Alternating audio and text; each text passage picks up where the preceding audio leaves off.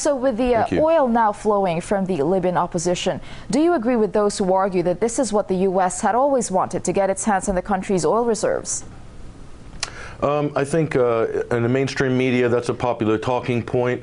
That was also a big popular talking point with the Iraq invasion. But really, if you add it up money-wise, the oil business coming out of Libya is not the main driver of this operation, of NATO's military operation in North Africa. It goes a lot deeper than that. You're seeing a total restructuring, or an attempt to restructure the state. So this is like nation building, a circus of nation building.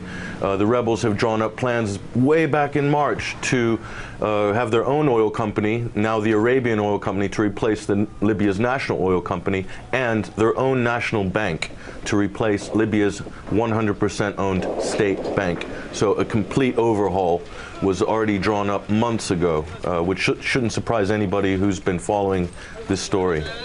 All right, well, let's look at the money flow. As you mentioned, the coalition says financing the rebels would help protect civilians. Well, won't it actually cause a bloodier conflict? Financing rebels. You know, what's happening here is the UN is actively involved in a civil war, and they're using NATO as their sort of private security force. Now, I don't see how funding the rebels or arming the rebels is going to decrease civilian casualties. In fact, what we've seen is the opposite. By anyone's guesstimate, up to 1,000 civilians have already died under NATO airstrikes. So you're talking about thousands of sorties have already been flown, and thousands of cruise missiles have been fired. There is going to be a lot of collateral damage. Obviously, the Western countries and the Allied forces have not learned their lessons from Iraq and Afghanistan, where the collateral damage has been massive. And you can't even count the amount of civilians who have died in Iraq over the last 8 years.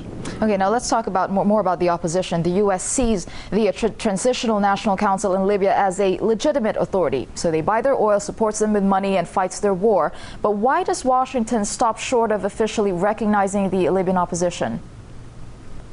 Well, there's going to be a big shift. I mean, we predict that in the next month or two, Congress is going to completely go the other way with regards to the U.S. involvement with the NATO operation in Libya. Okay, already 1/3 of the House Republicans have voted out of this NATO operation, so they don't want the U.S. involved. Now, there are political reasons for that, and obviously the Democrats are in power in Washington, so they're now the war administration of the day. But obviously the same thing, the tables were turned 5 years ago with Iraq. But that said, this is not a very popular stance, this nation building. And, you know, in a few years, this is really going to come out as an illegal war. You know, the UN has absolutely no legal mandate. It doesn't jibe with the Geneva Conventions. They're actively funding, arming, providing logistical support on the ground, boots on the ground already, in military advisors from the UK, from France, from Italy, and also Cynthia McKinney, congressman from the US, reported that the Israelis also have military advisors in Benghazi. And that was reported 2 weeks ago. So it's a total circus, a nation-building circus. All right, just very quickly now, let's talk about the assets of the Gaddafi family. They could have billions of dollars of funds hidden in secret bank accounts if the reports are true. Now, what do you think should happen to this money? Well, I think we're getting a little bit ahead of ourselves. I mean, they're already talking about freezing the assets of Gaddafi. Well, I think a bigger question is, and your viewers should also look into this, and anybody, is that the Libyan National Bank has one of the highest per capita gold reserves of any state bank in the world. I think the only country that has a higher per capita gold reserve in bullion will be Lebanon, for the size of the country. So, you know, what Gaddafi might have stuffed away in a Swiss bank account or a collection of Swiss bank accounts is minuscule compared to the state assets in terms of gold and oil that Libya possesses. And this has really been the game all along.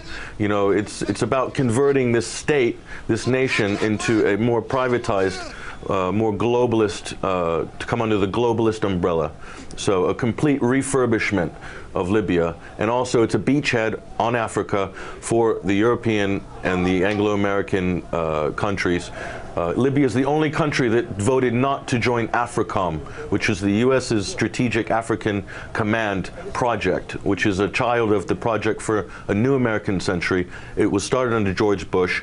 Libya did not want to be in AFRICOM, and that is one of the reasons maybe why they're getting the blunt end of the hammer from NATO right now. All right. Well, thank you very much for your insight. Writer and filmmaker Patrick Henningsen talking to us from London. Thank you.